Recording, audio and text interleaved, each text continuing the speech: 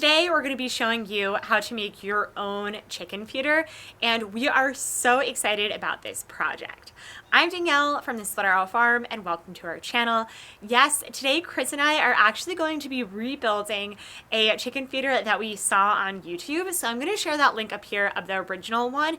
And we started to gather up the supplies on our own from Tractor Supply and Home Depot.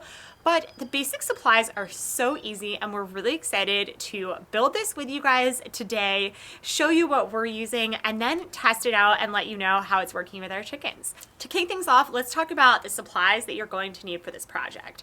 First up, you're going to grab a Home Depot 5-gallon bucket with a lid. You can also grab any other competitors, but these are really affordable and you're bound to have them around your house. Next up, we actually used an old animal feeder and we just kind of cut it down so it has about a 2 to 3 inch lip on it, and this way the food will stay inside of the bowl. And you're going to see what we do here, but we do cut this down from the original size and we'll sand it down as well so that the chickens don't get any plastic in their mouths. Next up, you'll just need a piece of scrap wood. You're gonna need some screws and washers, drill with matching drill bit, hole saw kit. We're gonna be using a 2.5 inch. You can also use a little bit bigger. Depending on your chicken sizes, you can kind of fluctuate to what works best with them. But without further ado, let's get started on this project. To begin, we took our base and sized it up to see how high we wanted to cut. We wanted around a 2-inch lip afterwards, so we cut that and then sanded it down so there was no plastic residue left. Then we started to drill the holes.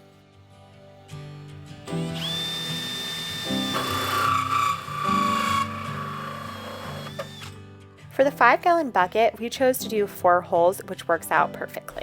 Next up, you're going to want to make sure to sand these just so the plastic doesn't again go into the chickens.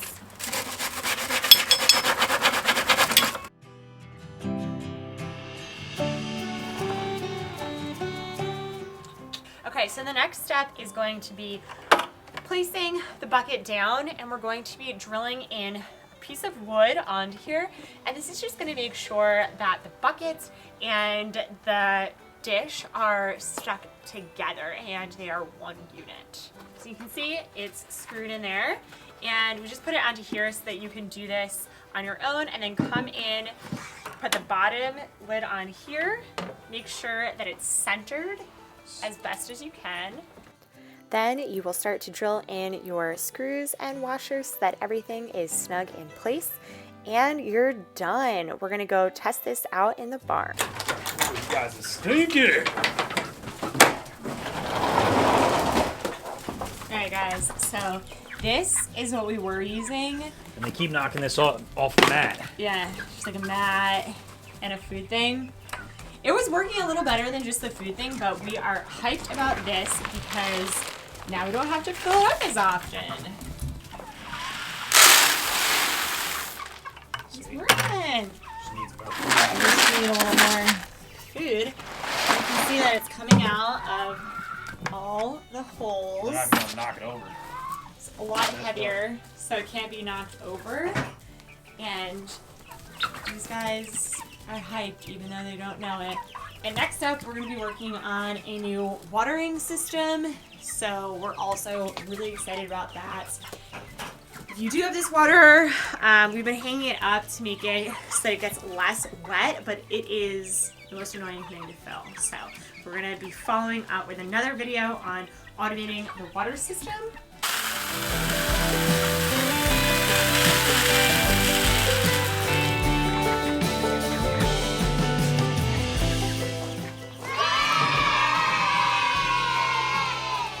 Like it. We hope that you guys enjoyed this video today on how to automate the feeding for your chickens. We will check in later on and let you know how it's going, but we'd love to hear your comments down below and what you think and what you guys are doing to automate systems around your homestead. Have a good day, you guys, and see you next week.